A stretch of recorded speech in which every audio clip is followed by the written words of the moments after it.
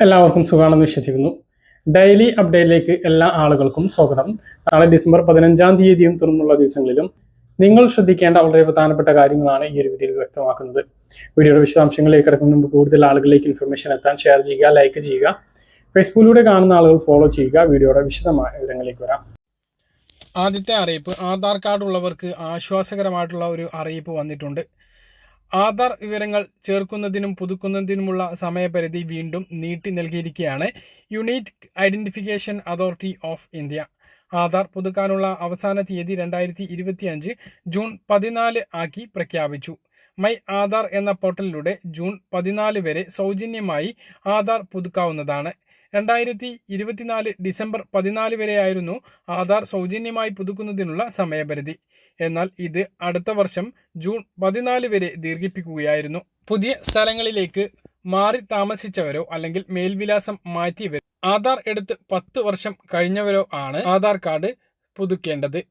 2024 December 14 എന്നുള്ളത് 2025 June 14 എന്നുള്ള തീയതിയിലേക്കാണ് ഇപ്പോൾ സൗജന്യമായി ചെയ്യുന്നതിന് വേണ്ടിയിട്ട് നീട്ടിയിട്ടുള്ളത്. അതേസമയം അക്ഷയ കേന്ദ്രങ്ങളിലൂടെ ചെയ്യുന്നതിന് അവസാന തീയതിയില്ല. സ്വന്തമായി മൊബൈൽ ഫോൺ ഉപയോഗിച്ചോ ലാപ്ടോപ്പ് ഉപയോഗിച്ചോ ചെയ്യുന്നതിന് ആധാർ വെബ്സൈറ്റായ myAadhar.uidai.gov.in എന്ന വെബ്സൈറ്റ് ഓപ്പൺ ചെയ്ത് മൈ ആധാർ എന്ന മെനുവിൽ ക്ലിക്ക് ചെയ്ത് അപ്ഡേറ്റ് യുവർ ആധാർ സെലക്ട് ചെയ്യുക. അടുത്ത പേജ് വരുമ്പോൾ അപ്ഡേറ്റ് ആധാർ ഡീറ്റെയിൽസ് ബ്രാക്കറ്റിൽ ഓൺലൈൻ എന്ന മെനുവിൽ ക്ലിക്ക് ചെയ്ത ശേഷം ഡോക്യുമെന്റ് അപ്ഡേഷൻ തിരഞ്ഞെടുക്കും. ശേഷം വരുന്ന കോളത്തിൽ ആധാർ നമ്പറും തൊട്ടു താഴെയുള്ള ക്യാപ്ച കോഡും എൻ്റർ ചെയ്താൽ രജിസ്റ്റർ ചെയ്തിട്ടുള്ള മൊബൈൽ നമ്പറിലേക്ക് ഒരു OTP ലഭിക്കുന്നതാണ്. OTP ഉപയോഗിച്ച് ലോഗിൻ ചെയ്യുക. ഏത് വിവരമാണോ നീക്കേണ്ടത് അല്ലെങ്കിൽ കൂട്ടിച്ചേർക്കേണ്ടത് അത് തിരഞ്ഞെടുക്കുക. അതിനുശേഷം അപ്ഡേറ്റ് വിവരങ്ങൾ നൽകിയ ശേഷം ആവശ്യമായ രേഖകൾ അപ്ലോഡ് ചെയ്യുക. സബ്മിറ്റ് അപ്ഡേറ്റ് റിക്വസ്റ്റ് എന്ന ഭാഗത്ത് ക്ലിക്ക് ചെയ്ത് നടപടി പൂർത്തീകരിക്കാം. അപ്ഡേറ്റ് റിക്വസ്റ്റ് നമ്പർ കൈവശം സൂക്ഷിക്കാവുന്നതാണ്. ക്രിസ്മസ് ആവശ്യങ്ങൾക്കായി 1225 കോടി രൂപ കടമെടുക്കാൻ സംസ്ഥാന സർക്കാർ തീരുമാനിച്ചു. പെൻഷൻ വിതരണവുമായി ബന്ധപ്പെട്ട നടപടികൾ ഉടൻ ഉണ്ടാകും. ചൊവ്വാഴ്ച കടപ്പത്ര ലേലം കഴിഞ്ഞാൽ പെൻഷൻ അറിയിപ്പ് ലഭിക്കും എന്നാണ് കരുതുന്നത്. ഇതുകൂടാതെ പെൻഷൻ വാങ്ങുന്നവർ വിവരങ്ങൾ പഞ്ചായത്തിൽ അറിയിക്കണം എന്ന അറിയിപ്പും വന്നിട്ടുണ്ട്. ഇതൊക്കെക്കുറിച്ചാണ് പറയുന്നത്. വിവിധ പഞ്ചായത്തുകളിൽ നിന്നും ഇത്തരമൊരു ആവശ്യം ഉയരാൻ സാധ്യതയുണ്ട്. ഇപ്പോൾ വന്നിട്ടുള്ളത് പത്തനംതിട്ട കല്ലൂപ്പാറ ഗ്രാമപഞ്ചായത്തിൽ നിന്നാണ്. വിവിധ സാമൂഹ്യ സുരക്ഷാ പെൻഷൻ കൈപ്പറ്റുന്ന ഗുണഭോക്താക്കൾ, മെച്ചപ്പെട്ട ജീവിത സാഹചര്യം ഉള്ളവർ, കൂടുതൽ വിസ്തീർണമുള്ള ആധുനിക രീതിയിലുള്ള ഫ്ലോറിംഗ് നടത്തിയിട്ടുള്ള വീടുകളിൽ താമസിക്കുന്നവർ, 1000 cc കൂടുതലുള്ള എഞ്ചിൻ കപ്പാസിറ്റിയുള്ള ടാക്സിയല്ലാത്ത വാഹനങ്ങൾ കുടുംബത്തിൽ ഉള്ളവർ, സർവീസ് പെൻഷൻ കൈപ്പറ്റുന്നവർ, AC-യുള്ള ഭവനങ്ങളിൽ താമസിക്കുന്നവർ, സർക്കാർ ജോലി ലഭിച്ചവർ എന്നിവർ പെൻഷൻ റദ്ദാക്കുന്നതിന് സ്വമേധയാ പഞ്ചായത്ത് ഓഫീസിൽ അറിയിപ്പ് നൽകണം എന്ന് പത്തനംതിട്ട കല്ലൂപ്പാറ പഞ്ചായത്ത് സെക്രട്ടറി അറിയിച്ചിട്ടുണ്ട്. എല്ലാ പഞ്ചായത്തും ഇത്തരത്തിലൊരു ആവശ്യം ഉന്നയിക്കാൻ സാധ്യതയുണ്ട്. അപ്പോൾ ആദ്യഘട്ടത്തിൽ ഇത്തരം ഒരു അറിയിപ്പ് ഈ ഒരു പഞ്ചായത്തിൽ നിന്നാണ് ലഭിച്ചിട്ടുള്ളത്. അടുത്ത പെൻഷനുമായി ബന്ധപ്പെട്ട അറിയിപ്പ്, വിവിധ സർക്കാർ വകുപ്പുകളുടെ ബില്ലുകൾ മാറുന്നതിനും മറ്റു ആവശ്യങ്ങൾക്കുമായി 1225 കോടി രൂപ അടുത്ത ആഴ്ച സർക്കാർ കടമെടുക്കാൻ തീരുമാനിച്ചിരിക്കുകയാണ്.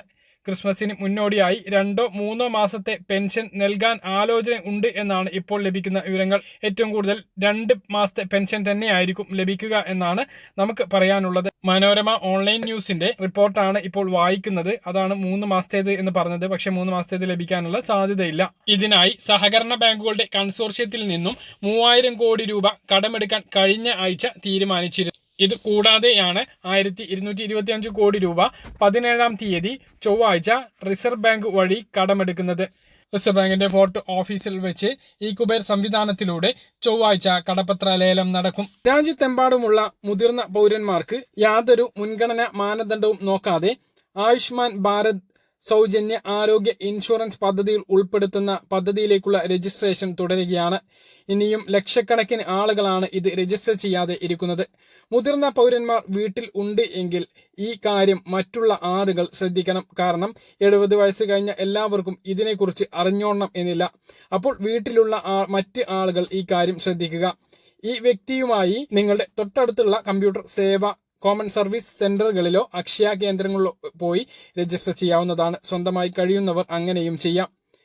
ലൈവ് ഫോട്ടോ എടുക്കേണ്ടത് ഉണ്ട്. ആധാറുമായി ലിങ്ക് ചെയ്തിട്ടുള്ള മൊബൈൽ ഫോണും മാത്രം മതി ഇതിൽ രജിസ്റ്റർ ചെയ്യുന്നതിന് വേണ്ടി. മുതിർന്ന പൗരന്മാർക്ക് വർഷത്തിൽ 5 ലക്ഷം രൂപയുടെ ചികിത്സാ സഹായമാണ് ഇതിൽ ഉറപ്പുവരുന്നത്. ഒരു കുടുംബത്തിൽ ഒന്നിൽ കൂടുതൽ 70 വയസ്സ് കഴിഞ്ഞ ആളുകൾ ഉണ്ട് എങ്കിൽ എല്ലാവർക്കും കൂടി 5 ലക്ഷം രൂപയുടെ സഹായമേ ഒരു വർഷം ലഭിക്കുകയുള്ളൂ. മുമ്പ് പദ്ധതിയിൽ ഉൾപ്പെട്ടിട്ടുള്ള കുടുംബമാണ് എങ്കിൽ അവരുടെ വീട്ടിലെ മുതിർന്ന അംഗങ്ങൾക്ക് അധികമായി 5 ലക്ഷം രൂപയുടെ ആനുകൂല്യം ലഭിക്കും. അത് അവർക്ക് മാത്രമാണ് ലഭിക്കുക. അതേസമയം മുമ്പുണ്ടായിരുന്ന 5 ലക്ഷം രൂപയുടെ ആനുകൂല്യം കുടുംബത്തിലെ എല്ലാവർക്കും ലഭിക്കുന്നതുമാണ്. മുമ്പ് പദ്ധതിയിൽ ഉൾപ്പെട്ടിട്ടുള്ള ആളുകൾ ആ കാർഡ് റിന്യൂവൽ ചെയ്യേണ്ടതും ഉണ്ട്. അപ്പോൾ ഇനിയും ഈ പദ്ധതിയിൽ രജിസ്റ്റർ ചെയ്യാത്ത ആളുകൾ ഉടനെ രജിസ്റ്റർ ചെയ്യണമെന്ന് ഓർമ്മിപ്പിക്കുകയാണ്. സംസ്ഥാനത്ത് ഡ്രൈവിംഗ് ലൈസൻസിൽ വീണ്ടും മാറ്റം വരികയാണ്. ഡ്രൈവിംഗ് പരീക്ഷ ജയിച്ചാലുടൻ ഇനി ലൈസൻസ് നൽകുന്ന പരമ്പരാഗത രീതിക്ക് മോട്ടോർ വാഹന വകുപ്പ് മാറ്റം വരുത്താൻ ഒരുങ്ങിയിരിക്കുന്നു. 6 മാസത്തെയോ 1 വർഷത്തെയോ കാലയളവിൽ നിരീക്ഷണാടിസ്ഥാനത്തിലുള്ള പ്രൊബേഷണറി ലൈസൻസ് ഏർപ്പെടുത്താനാണ് ആലോചന.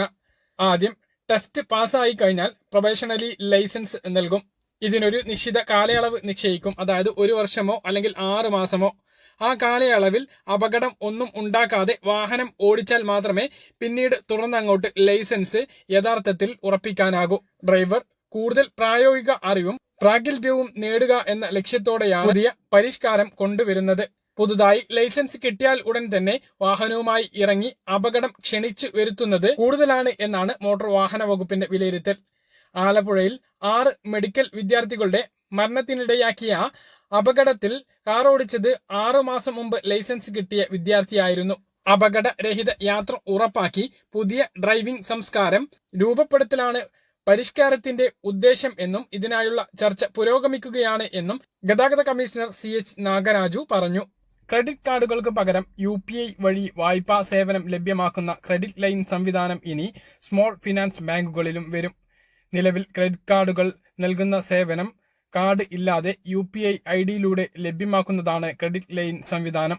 വായ്പാ സേവനത്തിന്റെ പലിശ നിരക്ക്, വായ്പാ പരിധി, കാലാവധി അടക്കമുള്ളവ അതാത് ബാങ്കുകൾക്ക് നിശ്ചയിക്കാം. ബാങ്കുകൾ നൽകുന്ന ക്രെഡിറ്റ് ലൈൻ UPIയുമായി ബന്ധിപ്പിക്കാൻ കഴിയും. നിലവിലുള്ള ബാങ്ക് അക്കൗണ്ടുമായോ റുപേ ക്രെഡിറ്റ് കാർഡുമായി ബന്ധിപ്പിച്ചോ ആണ് UPI ഇടപാടുകൾ. ക്രെഡിറ്റ് കാർഡുകളുമായി ബന്ധിപ്പിക്കുന്നതിന് പകരം ഇനി UPI തന്നെ ഒരു വെർച്വൽ ക്രെഡിറ്റ് കാർഡായി പ്രവർത്തിക്കും. അതായത് ബാങ്ക് നൽകുന്ന വായ്പ UPI വഴി നമുക്ക് ലഭിക്കും. ഒട്ടേറെ കാർഡ് കൊണ്ടു നടക്കുന്നത് ഒഴിവാക്കാം എന്ന് മാത്രമല്ല, കാർഡ് സ്വൈപ്പ് ചെയ്യാൻ സൗകര്യം ഇല്ലാത്ത സ്ഥലങ്ങളിലും വായ്പ ലഭിച്ച തുക എളുപ്പത്തിൽ ഉപയോഗിക്കാനാകും. സംസ്ഥാനത്ത് ഇന്ന് സ്വർണ്ണവിലയിൽ വൻ കുറവുണ്ടായി. പവന് 720 രൂപ കുറഞ്ഞ് 57,120 രൂപയും ഗ്രാമിന് 90 രൂപ കുറഞ്ഞ് 7,140 രൂപയിലും എത്തിയിട്ടുണ്ട്. പറഞ്ഞ കാര്യങ്ങൾ കൃത്യമായിട്ട് മനസ്സിലാകാൻ തരുന്നു. ഇതുപോലെ ഇൻഫർമേഷൻ ലഭിക്കാൻ ചാനൽ സബ്സ്ക്രൈബ് ചെയ്യുക, ബെല്ലൈക്കൺ എനേബിൾ ചെയ്ത് വെക്കുക. ഒരു വീഡിയോയിൽ നമുക്ക് വീണ്ടും കാണാം.